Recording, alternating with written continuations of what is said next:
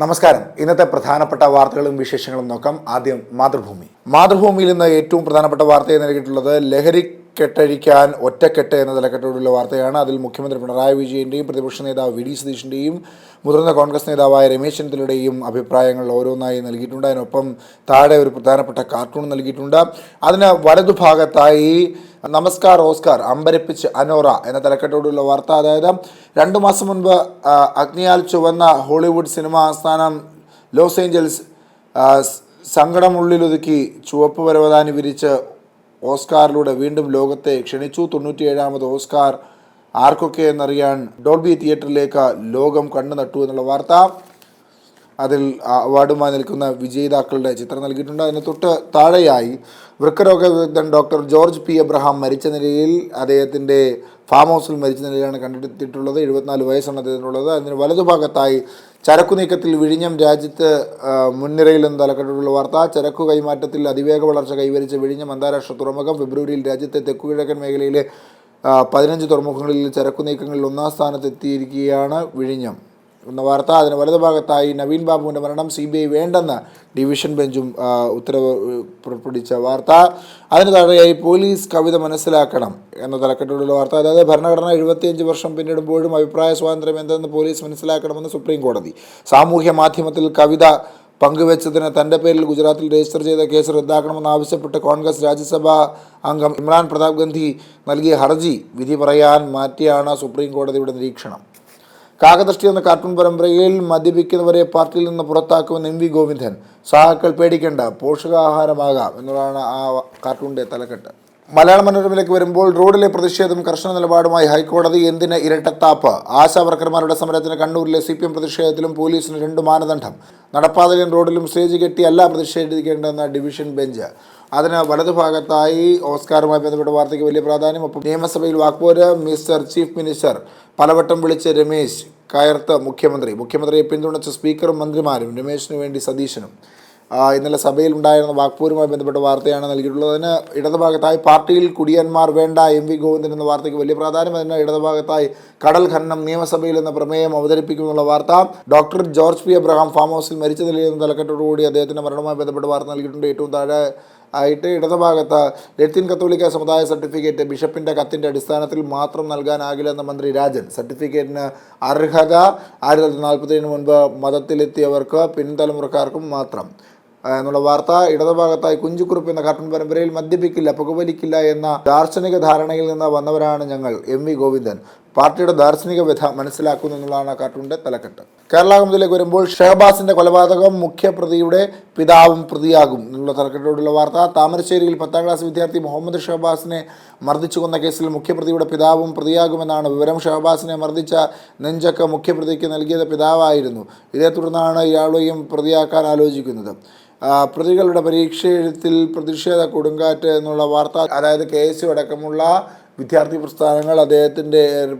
പ്രസ്ഥാനങ്ങൾ കുറ്റാരോപിതരായ വിദ്യാർത്ഥികളുടെ പരീക്ഷ തടയുന്നതുമായി ബന്ധപ്പെട്ട വാർത്തയാണ് പറഞ്ഞിട്ടുള്ളത്. അടുത്തത് കരുതലിന് കൈകോർത്ത് ഭരണ പ്രതിപക്ഷം. ലഹരിക്കെതിരെ എടാ മോനെ സിനിമയെ ചൂണ്ടി മുഖ്യമന്ത്രി.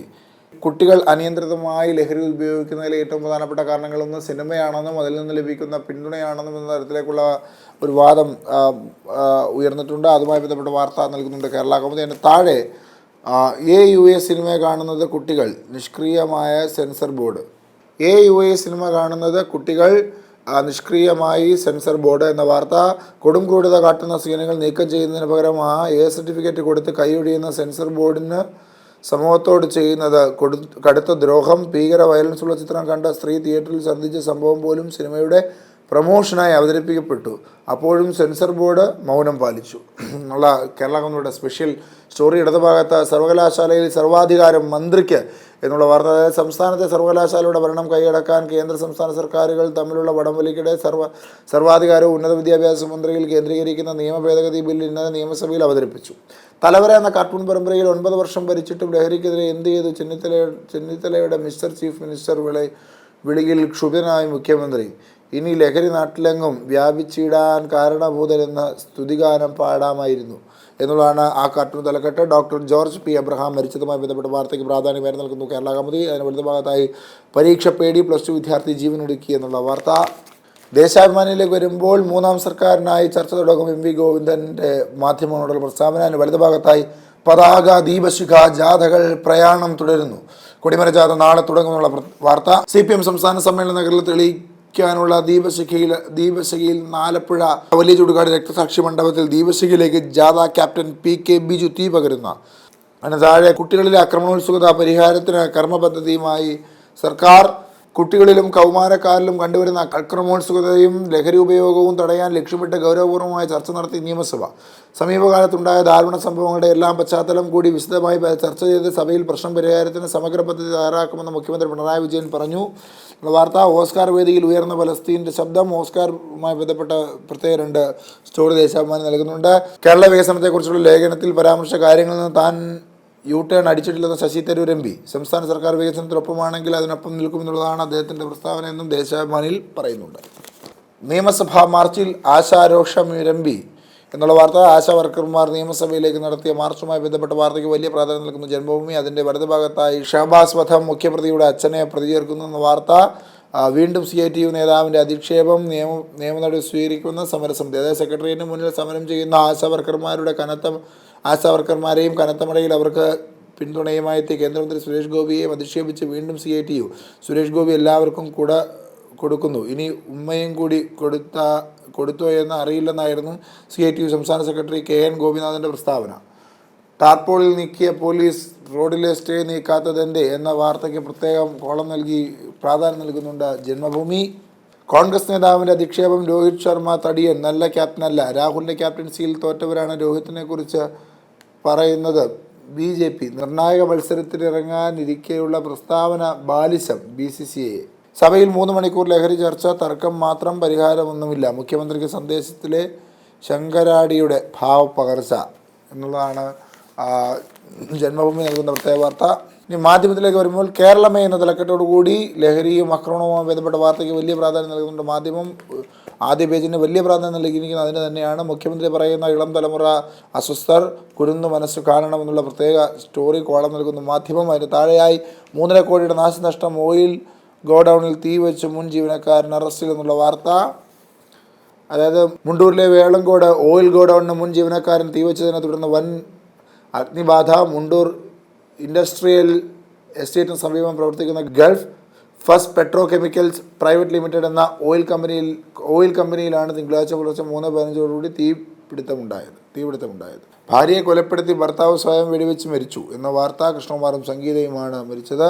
ഭാര്യയെ കൊലപ്പെടുത്തിയ ശേഷം മധ്യവയസ്കൻ തോക്കുപയോഗിച്ച് വെടിയുതിർത്ത് ആത്മഹത്യ ചെയ്തു. വണ്ടാഴി കിഴക്കേത്തറ ഏറാട്ടുകുളമ്പിൽ കൃഷ്ണകുമാറാണ് കോയമ്പത്തൂരിൽ താമസിക്കുന്ന ഭാര്യ സംഗീതയെ കൊലപ്പെടുത്തിയ ശേഷം മരിച്ചത്. തിങ്കളാഴ്ച രാവിലെ 8:30യോടെയാണ് സംഭവം. വീട്ടുമുറ്റത്തെ കാറിന് സമീപത്തു നിന്ന് ലൈസൻസ് ഇല്ലാത്ത തോക്ക് പോലീസ് കണ്ടെടുത്തു. അതിരാവിലെ കോയമ്പത്തൂരിലെത്തിയ അധ്യാപിക കൂടിയായ സംഗീതയെ കൊലപ്പെടുത്തിയ ശേഷം വണ്ടാഴിയിലെ കുടുംബ വീട്ടിലേക്ക് എത്തി ആത്മഹത്യ ചെയ്യുകയായിരുന്നു. തമിഴ്നാട് തിരുപ്പൂർ സ്വദേശിയായ സംഗീത കോയമ്പത്തൂരിൽ ഇന്ത്യൻ പബ്ലിക് സ്കൂളിൽ അധ്യാപികയായതിനാൽ അവിടെയാണ് താമസം. രാവിലെ 7ഓടെ കോയമ്പത്തൂർ വീട്ടിൽ നിന്ന് കുട്ടികൾ സ്കൂളിൽ പോയതിനു ശേഷമാണ് ഭാര്യയെ കൊലപ്പെടുത്തിയതെന്നാണ് പോലീസ് നിഗമനം. 10ാം ക്ലാസ്സുകാരന് ക്രൂരമർദ്ദനം. 16-കാരനെ സഹപാഠികൾ പിടിച്ചുകൊണ്ടുപോയി മർദ്ദിച്ചു. കോളേജിലെ യുവാവിന് മർദ്ദനം എന്നടക്കമുള്ള വളരെ ക്രൂരമായ പല വാർത്തകളാണ് മാധ്യമം നൽകിയിട്ടുള്ളത്. നവീൻ ബാബുവിൻ്റെ മരണം CBI അന്വേഷണമില്ല. ഭാര്യയുടെ ഹർജി ഡിവിഷൻ ബെഞ്ച് തള്ളി എന്നുള്ള വാർത്തയ്ക്ക് വലിയ പ്രാധാന്യം നൽകുന്നുണ്ട് മാധ്യമം. ആദ്യപേജിൽ ഏറ്റവും താഴെയായി നിർമ്മിത ബുദ്ധൻ എന്ന കാർട്ടൂൺ പരമ്പരയിൽ സുരേഷ് ഗോപി ആശാവർക്കർക്ക് കൊടുത്തു, ഉമ്മയും കൊടുത്തോ എന്നറിയില്ലെന്ന് CITU നേതാവ്. ചേടാ, ഇവിടെ സുരേഷ് ഗോപിയേക്കാൾ നിലവാരം കുറഞ്ഞ നേതാക്കളുണ്ടോ എന്നുള്ളതാണ് ആ കാർട്ടൂണിൻ്റെ തലക്കെട്ട്. ദീപികയിലേക്ക് വരുമ്പോൾ സ്വകാര്യ സർവകലാശാല ബിൽ സബ്ജക്ട് കമ്മിറ്റിക്ക് എന്നുള്ള വാർത്തയ്ക്ക് വലിയ പ്രാധാന്യം നൽകുന്നു. കേരള രഞ്ജി ടീമിന് വിമാനത്താവളത്തിൽ വൻ വരവേൽപ്പ്. അതിൻ്റെ ചിത്രം വലിയ പ്രാധാന്യത്തോടെ നൽകുന്നു ദീപിക. ചെന്നിത്തല വിളിച്ചു മിസ്റ്റർ ചീഫ് മിനിസ്റ്റർ. രോഷാകുലായി ചീഫ് മിനിസ്റ്റർ. ലഹരിക്കെതിരെ ഒരുമിക്കാം. നിയമസഭയിൽ അടിയന്തര പ്രമേയം ചർച്ച. ലഹരിയുമായി ബന്ധപ്പെട്ട നിയമസഭയിലെ ചർച്ചയുമായി ബന്ധപ്പെട്ട വാർത്തയ്ക്ക് വലിയ പ്രാധാന്യം നൽകുന്നുണ്ട് ദീപിക.